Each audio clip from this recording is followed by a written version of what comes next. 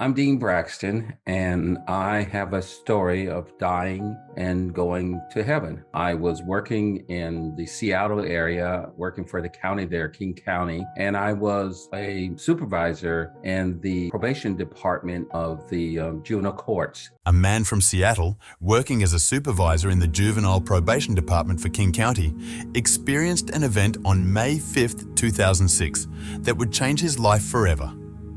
Known for his dedication to helping troubled youth, he often joked that he would work until the day he died, an unexpectedly prophetic statement. On that day, he developed a severe kidney stone. Having dealt with kidney stones before, he assumed he could handle the pain, but this time was different.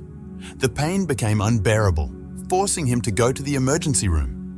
Expecting the usual treatment of morphine and pain relief, he was shocked to find out he also had a kidney infection. Doctors administered antibiotics and scheduled a routine procedure to break up the stones. What could possibly go wrong? The operation went smoothly, but something sinister was happening in his body. The antibiotics hadn't been effective, and when the stones were broken up, the infection spread into his bloodstream, causing sepsis and multiple organ failure. He was clinically dead for an hour and 45 minutes. During this time, he had an extraordinary experience. As a born-again Christian, he wasn't afraid, believing that he was headed to heaven. He described the sensation of leaving his body, soaring through the hospital, the sky, and even outer space at an unimaginable speed. He recalled the Bible verse, "To be absent from the body is to be present with the Lord." Upon arriving in heaven, he was overwhelmed by a sense of peace and belonging.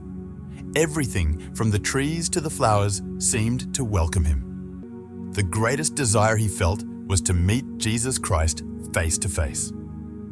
As he walked through a forest, the trees parted, revealing a clearing where he finally saw Jesus. Overcome with emotion and gratitude, he fell to his knees, gazing at the feet of Jesus, and began to thank him, a lifelong wish fulfilled in that moment.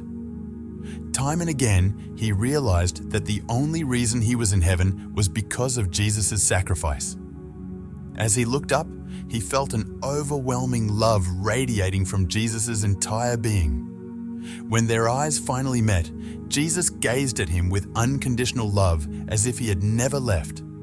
The depth of love and forgiveness in Jesus' eyes was unlike anything he had ever experienced.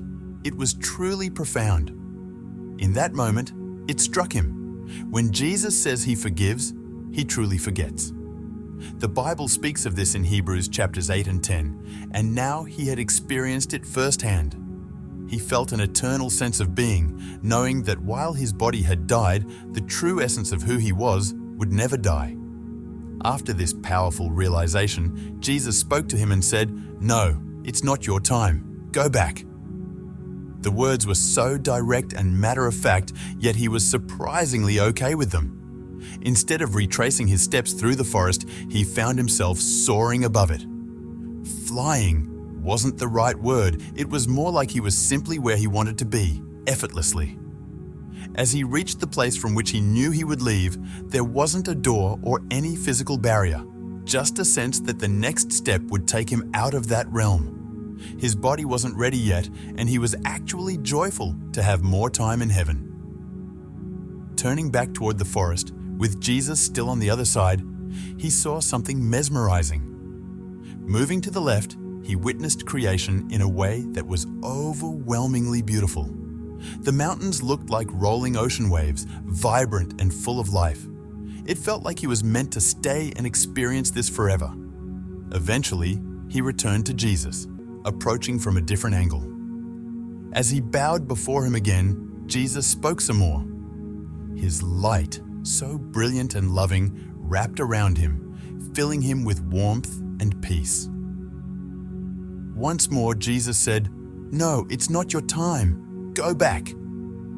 He flew over the trees again, reaching the edge where he sensed he would step back into his body. But again, he realized his body wasn't ready yet.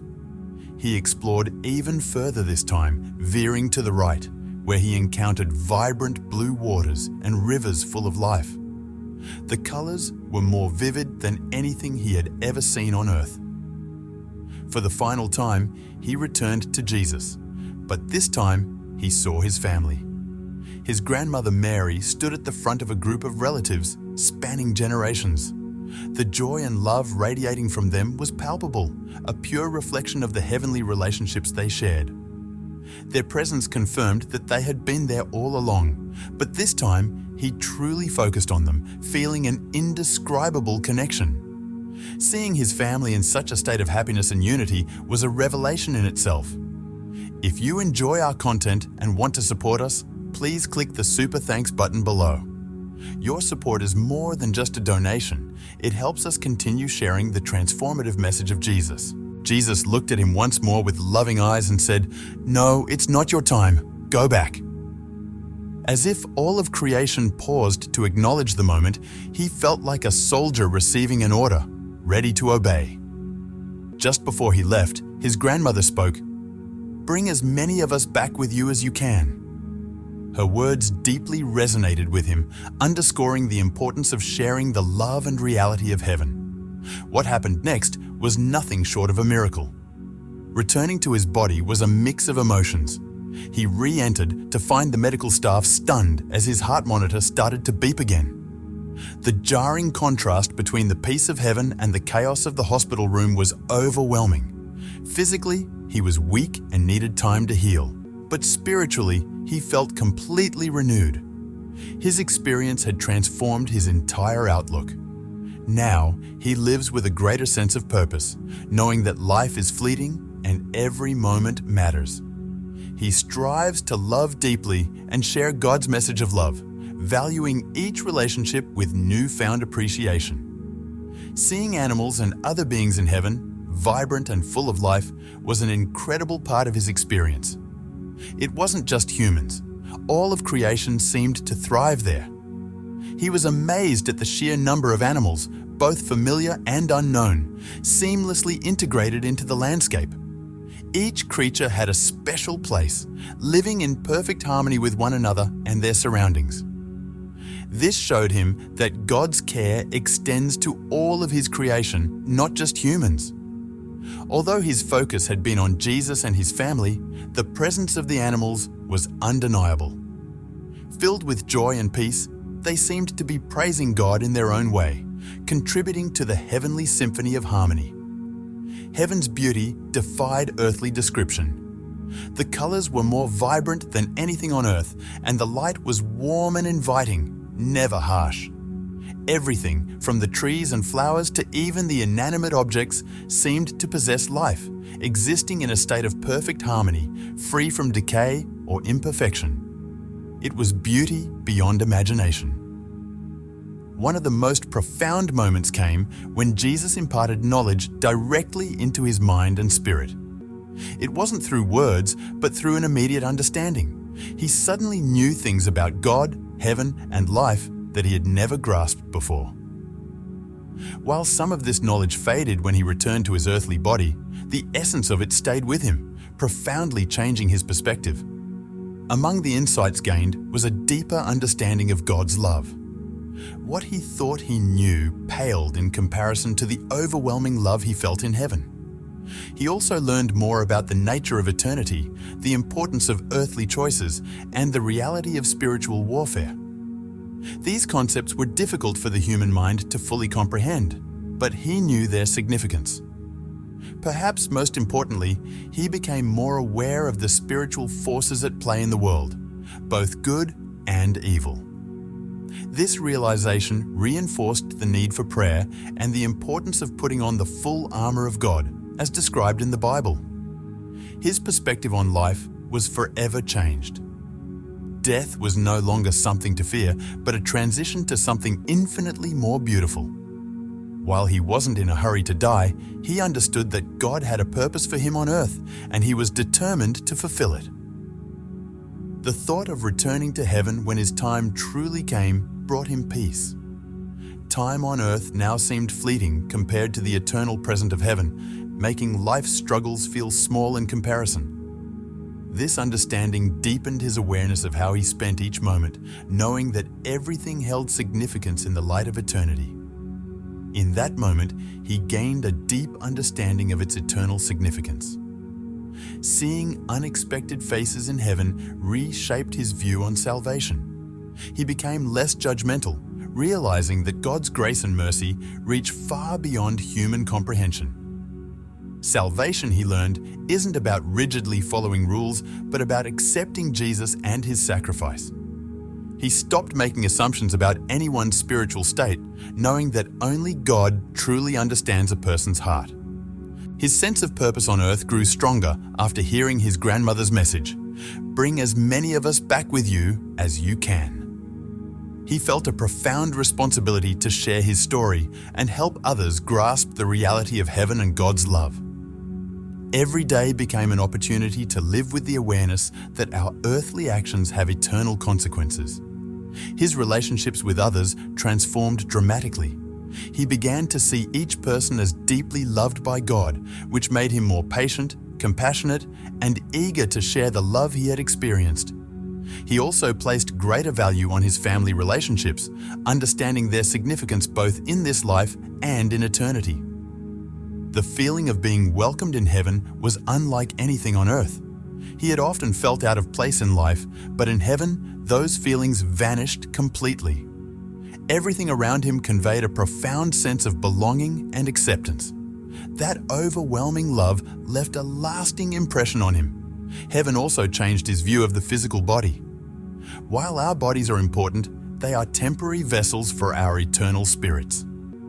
In heaven, he felt more authentically himself, making him less concerned with physical appearance and more focused on nurturing his spirit. Though his experience was deeply personal, he sensed that everyone in heaven shared the same joy, peace, and love. Each person experienced perfect joy while being united in worship and love for God. Returning to earth was difficult.